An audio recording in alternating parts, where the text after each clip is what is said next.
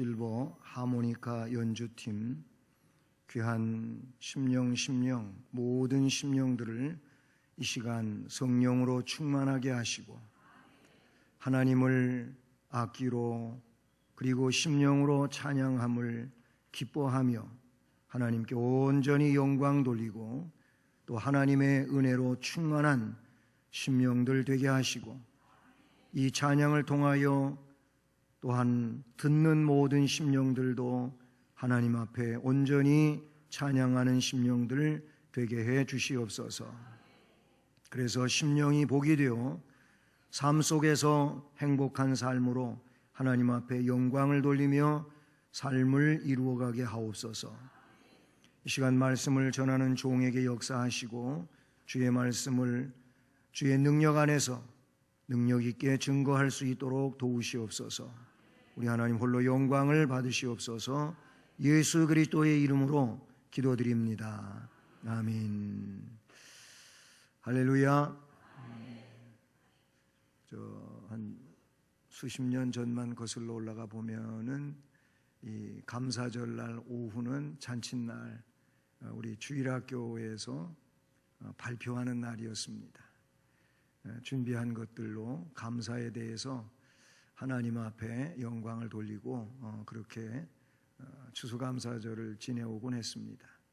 그러다 보니까 감사절 지내고 성탄절은 한 달여 정도 앞에 있기 때문에 그냥 바로 성탄절 준비로 또 이어져 가고 우리 선생님들이 굉장히 힘들고 그랬었던 추수감사절입니다.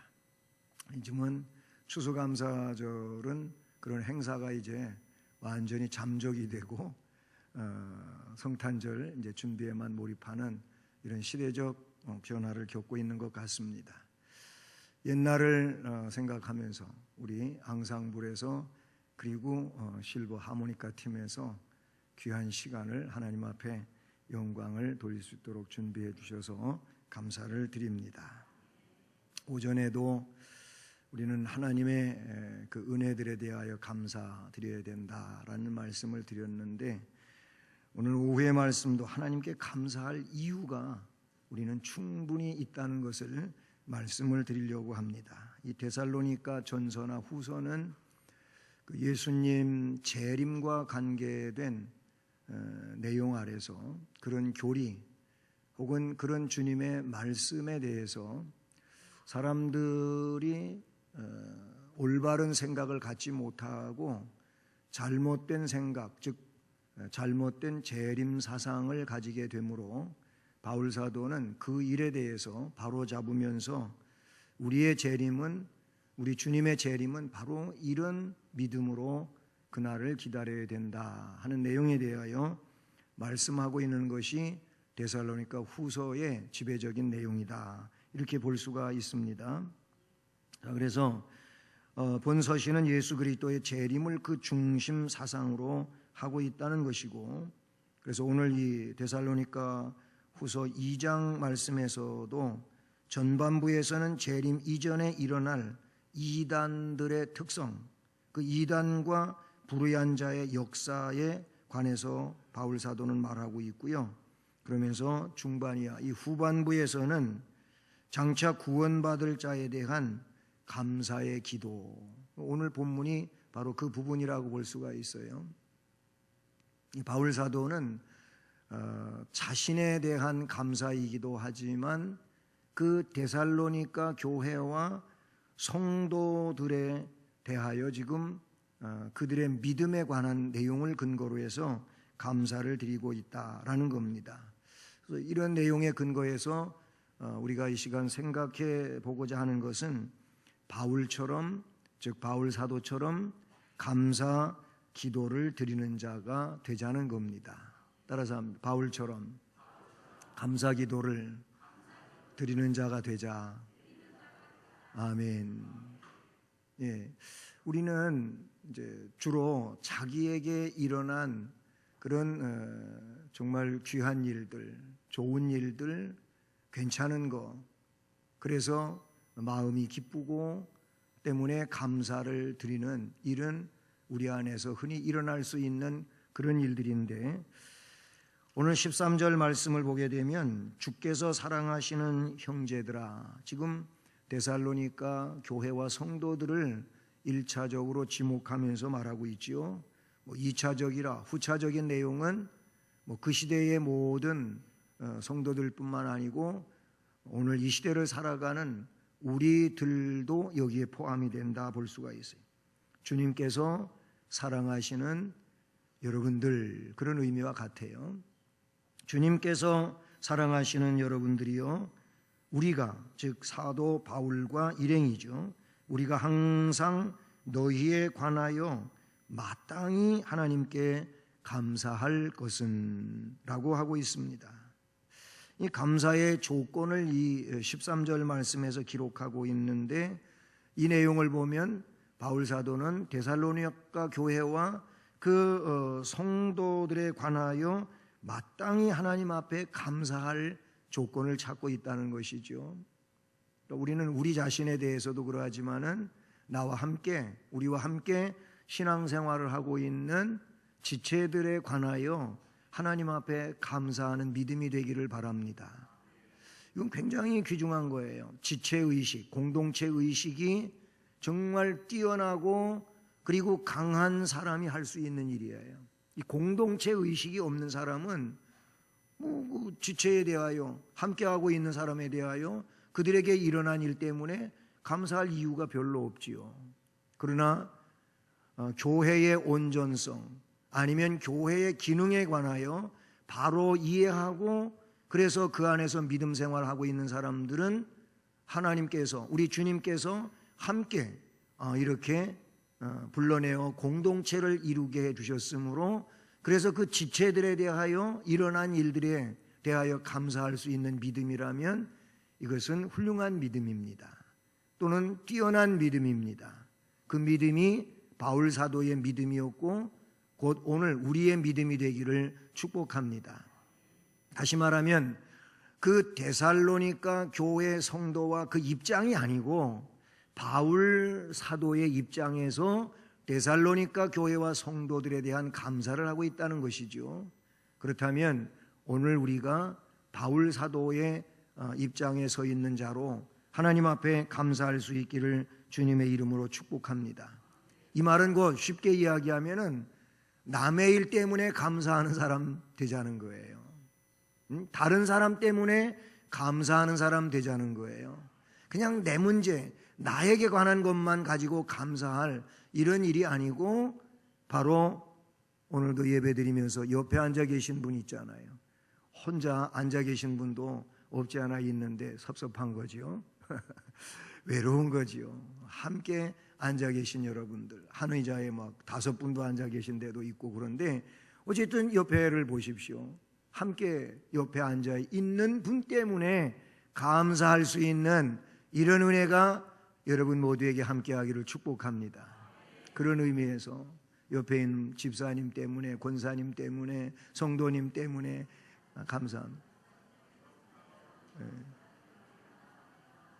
그러면 집사님 때문에, 성도님 때문에, 아니면 권사님 때문에 감사한다는데 그냥 계속 이어가고 있네요. 무슨 파도 타기도 아니고 제가 얘기하면 이제 그치세요. 너무 과하면 곤란합니다. 어쨌든 집사님 때문에, 아니면 권사님 때문에, 성도님 때문에 감사한다고 그랬는데 뭐 때문에 그러냐 이거예요. 그러면 또 대답하기가 어렵지요. 대답하기가 어려워요. 어려운데 본문에 그 내용이 나오고 있어요. 감사의 조건을 어떻게 지금 사도 바울은 연결하고 있습니까? 13절, 그 데살로니가 교회와 성도들에 관하여 항상 마땅히 하나님께 감사할 것은 하면서 한 3가지를 13절에 이야기하고 있는데, 그 첫째가 뭐예요? 하나님이 처음부터 너희를 택하셨다, 이거예요. 옆에 분이 하나님 택하신 분으로 믿으십니까? 하나님이 선택했는지 하나님의 그 진정한 뜻은 우리가 진정으로 알 수는 없어요. 알 수는 없지만 그러나 그런 믿음으로 그를 존중하고 여기면 좋은 거예요. 이게 우리가 해야 할 일이.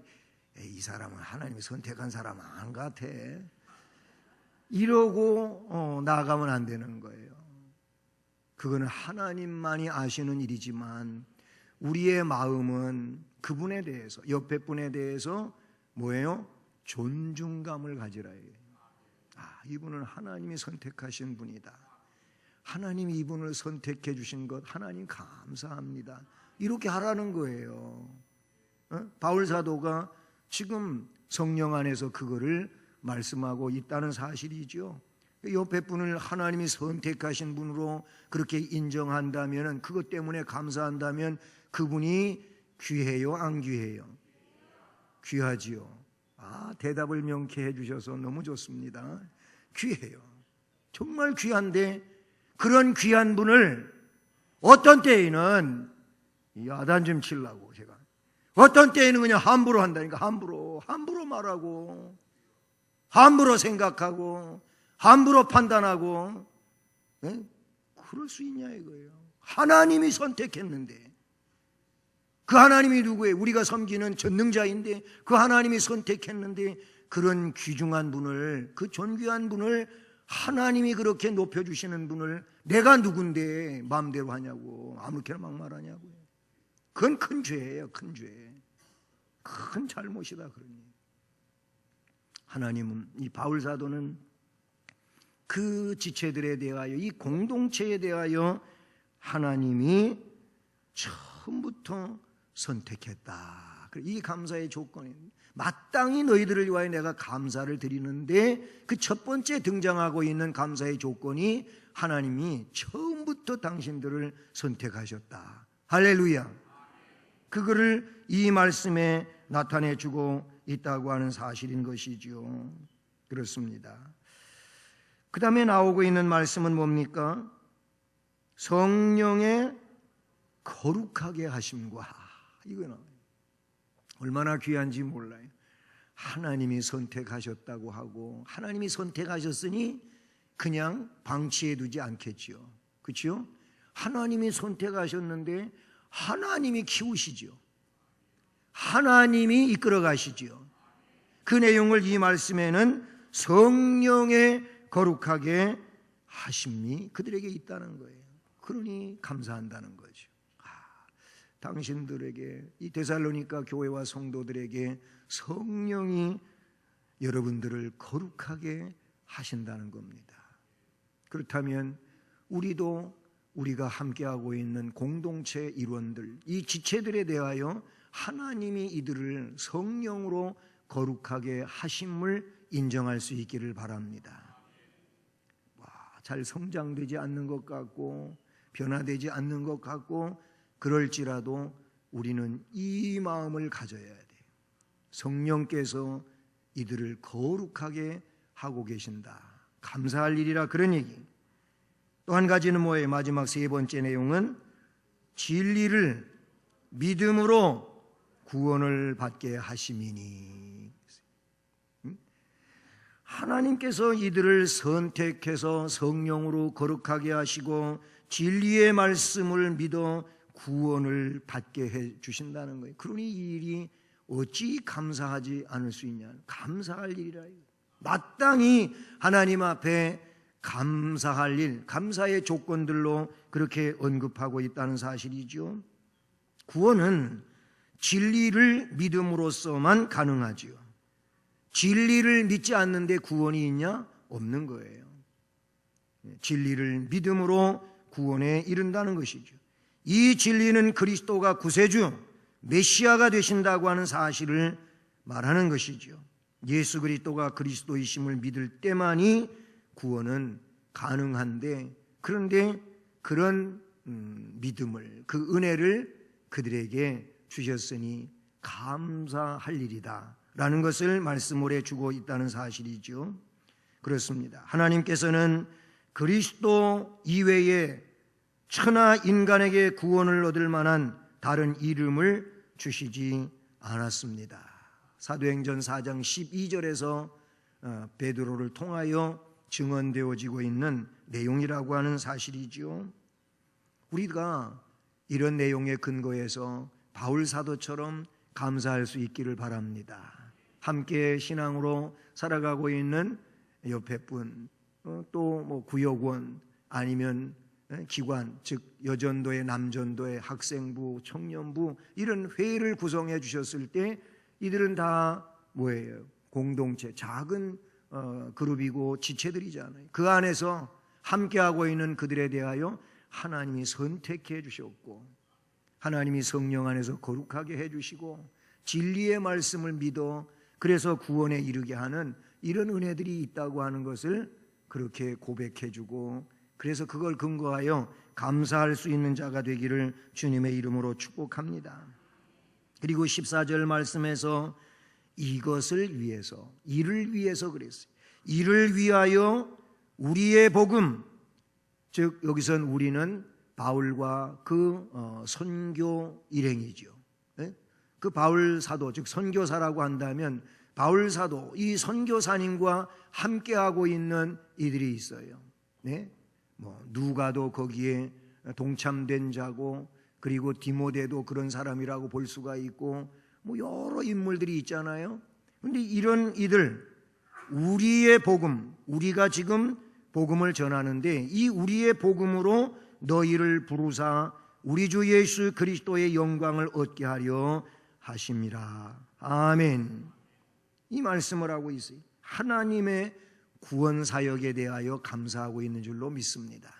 이 말은 다시 말하면 하나님의 우리를 향한 그 데살로니가 교회와 성도를 향한 그런 하나님의 역사에 대하여 감사하고 있다는 사실인 것이지요.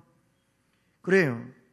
우리가 하나님께 감사할 이유는 바로 나뿐만이 아니고 나와 함께하고 있는 이들의 나타나고 있는 그 은혜로운 역사에 대하여 감사할 수 있어야 되고, 무엇보다도 하나님이 집행하고 계시는 이 구원 사역에 대하여 감사할 수 있기를 주님의 이름으로 축복합니다. 하나님은 세상을 창조하셨습니다. 아니, 이 창조하시기 전에 인간의 범죄를 이미 예견하셨어요. 그래서 죄에 빠진 인류를 구원하시기로 계획하신 것이지요. 이사야는 이러한 사실이 하나님의 주권에 의해 정해졌다고 이사야 40장 10절로 17절에서 말씀하고 있는 것을 보게 됩니다. 그리고 사도 베드로는 사도행전 2장 23절 말씀에서 하나님의 정하신 뜻대로 이 구원 사역이 되어지는 것이라고 말씀해 주고 있다는 사실이죠. 바울 사도는 하나님께서 창세전에 그리스도 안에서 우리를 택하셨다고 에베소서 1장 4절에서 말씀하고 있습니다.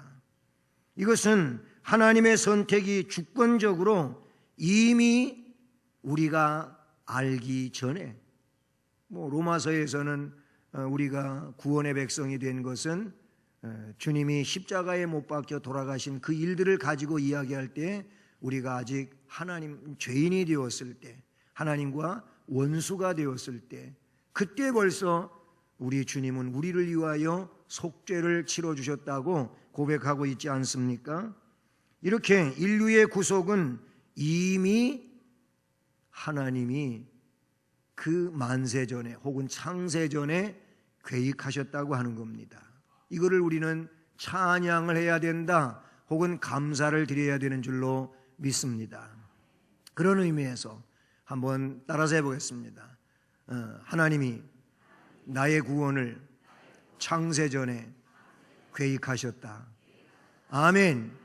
그렇게 믿으십니까? 이 땅에 후천적으로 태어나가지고 살다가 보니까 그때 하나님 마음에 들어가지고 너는 구원의 백성, 너는 멸망할 자, 하나님이 그렇게 후천적으로 하시는 게 아니라 그러니 하나님은 우리의 구원에 대하여 창세전에 혹은 만세전에 그렇게 하나님께서 선택하시고 이끌어 오신 줄로 믿습니다. 바로 이 부분을 우리는 감사해야 될 줄로 믿습니다. 나의 구원을 그렇게 섬세하게 계획하시고 이끌어 주시는 하나님 감사합니다 해야 돼요. 이런 하나님의 예정과 선택과 그 섭리하심에 대하여 찬양하고 감사하는 자 되기를 주님의 이름으로 축복합니다. 바울은 그것을 복음으로 너희를 불렀다고 말하고 있는 것이지요. 14절은 그래요. 이를 위하여 우리의 복음으로 너희를 부르사 그랬어요. 이미 계획은 그 오래전에 하셨지만 이제 그의 시대에, 그의 시대라고 하는 것은 이 세상에서, 그 말이에요.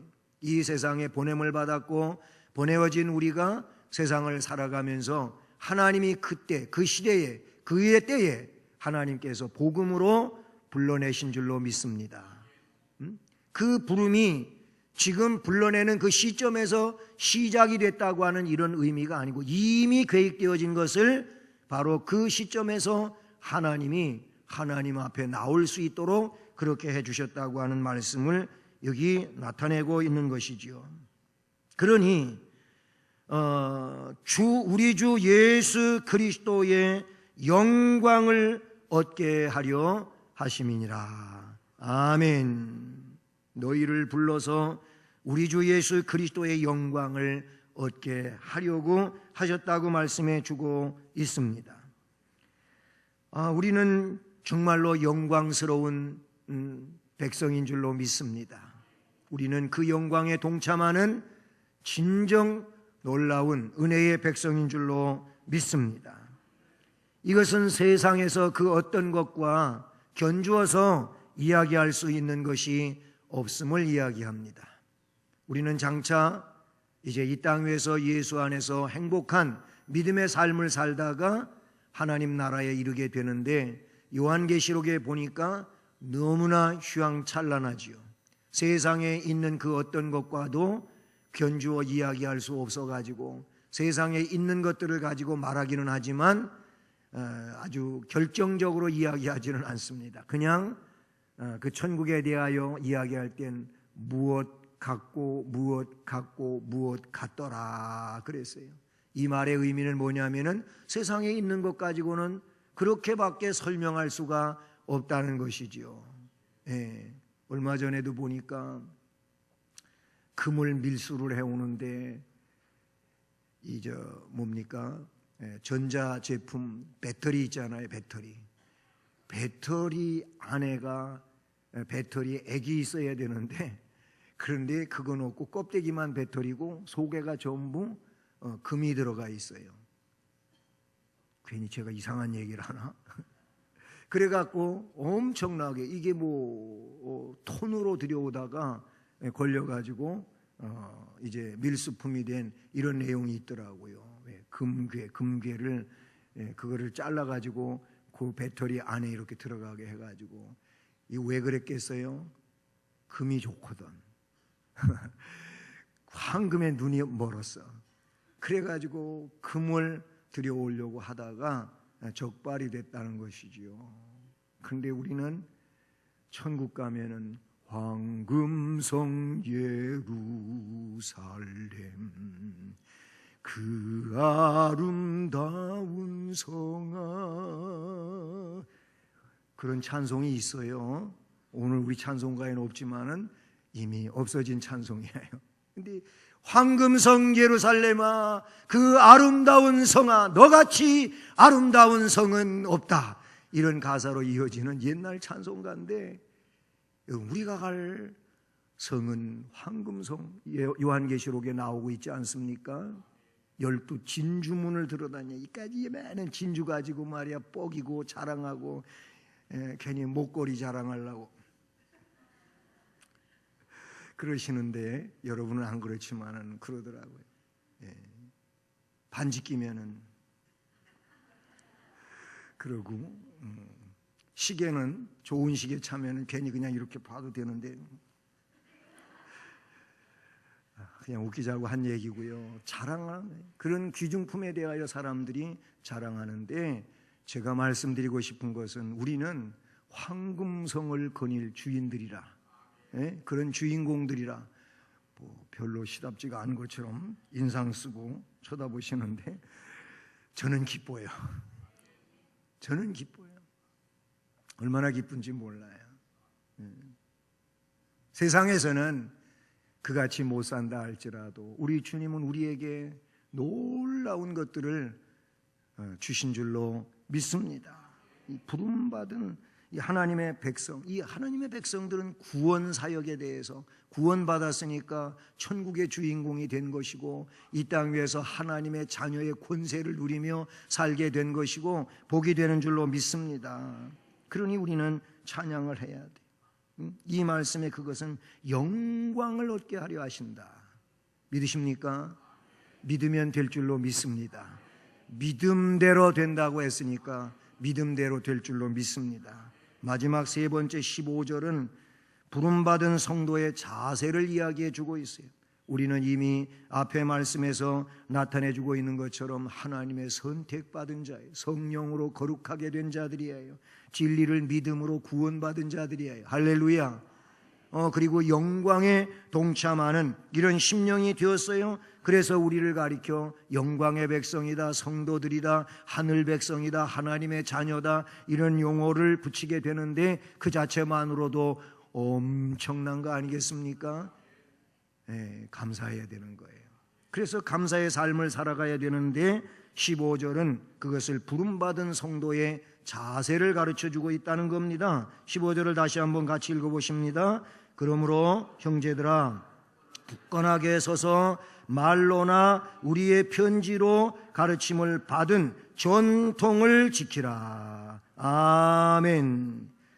앞부분하고 뒷부분을 연결시켜서 그냥 중간에를 생략하고 읽어보면은 형제들아 굳건하게 서서 우리에게 받은 전통을 지켜라 그랬어요.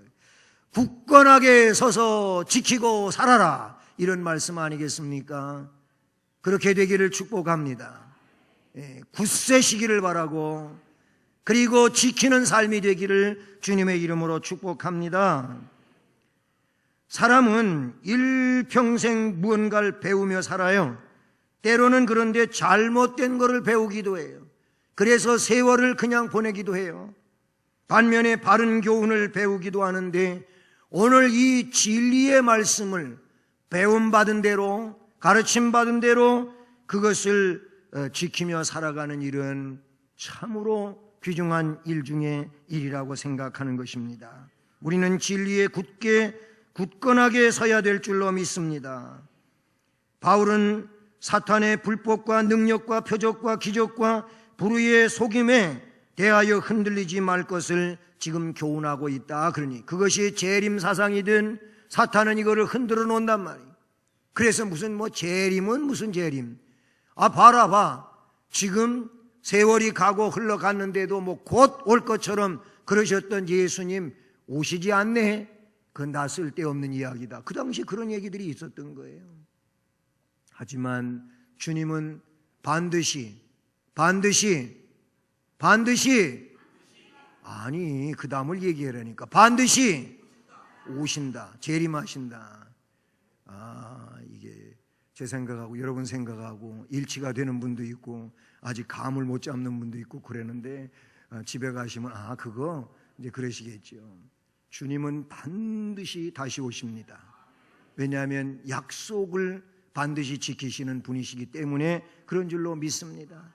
이런 재림 사상이든 또 다른 여러 가지 교리적인 문제든 악한 영은 이것을 전부 희석시키고 혼합시키고 흔들어 놓으려고 하는데 그러나 성경은 언제든지 그 획일적으로 하나를 이야기하고 있는데 하나님은 전능하신 자로 변치 아니하시고 약속한 것을 그대로 지키셨으며 지키실 분이라고 말씀해 주고 있다는 사실인 것이죠. 우리는 이 진리에 대하여 굳건해야 될 줄로 믿습니다. 예수님 말씀하신 것처럼 비가 내리고 창수가 나오고 바람이 불어도 무너지지 않는 집을 지어야 되는데 그 사람은 예수님 말씀을 듣고 그 말씀대로 행하는 이 사람은 그 기초를 반석 위에 놓은 연고요 그랬어요. 말씀을 들으셨습니까? 들은 말씀을 어떻게 해요? 믿고, 그 말씀을 믿고 그 말씀대로 되는 것을 확신하면서 굳센 삶을 살아가기를 주님의 이름으로 축복합니다. 굳건하게 서야 된다, 그런 얘기예요. 데살로니가전서 3장 8절 말씀에도 보면 바울 사도는 어떤 이야기를 하고 있냐면, 그러므로 너희가 주 안에서 굳게 선즉 우리가 이제는 살리라 그랬어요. 복음을 전했는데 그 복음에 굳게 섰다는 겁니다. 골로새서 2장 6절 7절 말씀도 보면, 그러므로 너희가 그리스도 예수를 주로 받았으니 그 안에서 행하되 그 안에 뿌리를 박으며 세움을 받아 교훈받은 대로 믿음에 굳게 서서 감사함을 넘치게 하라. 아멘. 굳세시기를 바랍니다. 흔들리지 않기를 바랍니다. 그게 우리가 취할 자세라, 그런 얘기예요. 그러므로 형제들아 굳건하게 서서, 그 다음에 말로나 우리의 편지로 가르침을 받은 전통을 지켜라 그랬습니다. 가르침받은 전통을 지키라고 했는데, 말로서 구전적으로 혹은 편지, 이거 하나님의 말씀 서신이 기록된 내용, 이 내용을 이제 가르침받은 대로 그 전통을 지키라고 말하고 있습니다. 말과 편지는 바울 사도를 통해서 아니면 베드로 사도를 통하여 다른 사도들을 통하여 주어진 것들인데, 이것은 예수 그리스도이시며 즉 복음이라, 그런 얘기죠. 바울 같은 경우에도 보면은 따라서 합니다. 입만 열면 복음이 나왔다. 아멘. 입만 열면 복음이에요. 사도가 입만 열면 복음이에요. 그렇지 않아요? 바울 사도는 예수밖에 없었어요.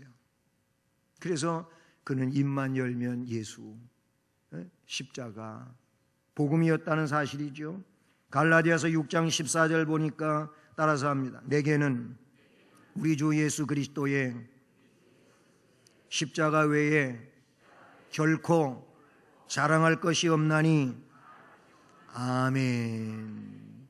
자기 자신에게는 그리스도 예수의 십자가 외에 더 자랑할 게 없다 그랬어요. 왜 그러냐면, 그리스도로 말미암아 세상이 나를 대하여 십자가에 못 박혔고 또 세상을 대하여 내가 그러하다. 예수밖에 없다는 거. 예수밖에 없었어요.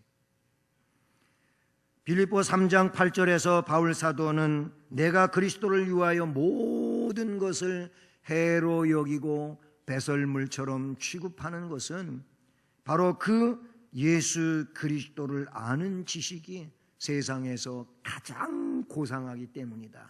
이것이 최고이기 때문에 나는 그리스도 예수만을 위해서 다른 귀중하게 여겼던 것들을 전부 다 내려놨다라고 그는 고백하고 있어요. 그러니 그에게는 예수밖에 없는 겁니다. 그러니 오늘 이 말씀에서도 우리가 여러분들에게 전해준, 말로 전해줬던, 편지로 전해줬던, 가르침받은 그 내용을 지키라. 할렐루야. 이것이 생명인 줄로 믿습니다. 지키는 것이 생명이에요. 복음을 믿고 복음 안에 살고 그래서 그것을 지켜가는 것이 생명인 줄로 믿습니다. 한번 해봅시다. 이렇게 3번 합시다. 복음은 생명이다. 시작. 복음은 생명이다. 복음은 생명이다. 복음은 생명이다. 이 손 어디 갔어요? 이 손 어디 갔어요? 손 들고 하시려니까 손도 안 들어. 그러니까 또 하게 되죠. 시작. 복음은 생명이다. 복음은 생명이다. 복음은 생명이다. 복음이 생명이니까 좀 정신이 나시는가 봐요. 깊은 세계까지 갔다가 오셨다가 복음은 생명이에요. 정말 복음은 우리의 생명입니다. 복음은 우리의 능력입니다. 복음은 우리에게 기적을 가져오는 역사인 줄로 믿습니다. 그러니 그것이 말로 아니면 편지로 전해졌던 오늘 우리는 성경이에요. 성경으로 전해지게 됐는데 이 성경에 전해진 내용, 이 복음을 지키라고 해서 지키면 생명입니다. 안 지키면 멸망입니다. 성경이 가르쳐주는 거예요. 이 생명의 복음을 우리는 믿고 복음 안에서 살아가는, 복음을 지키는 자 되기를 주님의 이름으로 축복하며 이런 은혜로 감사할 수 있는 우리 모두가 되기를 주님의 이름으로 축복합니다. 하나님 아버지, 감사를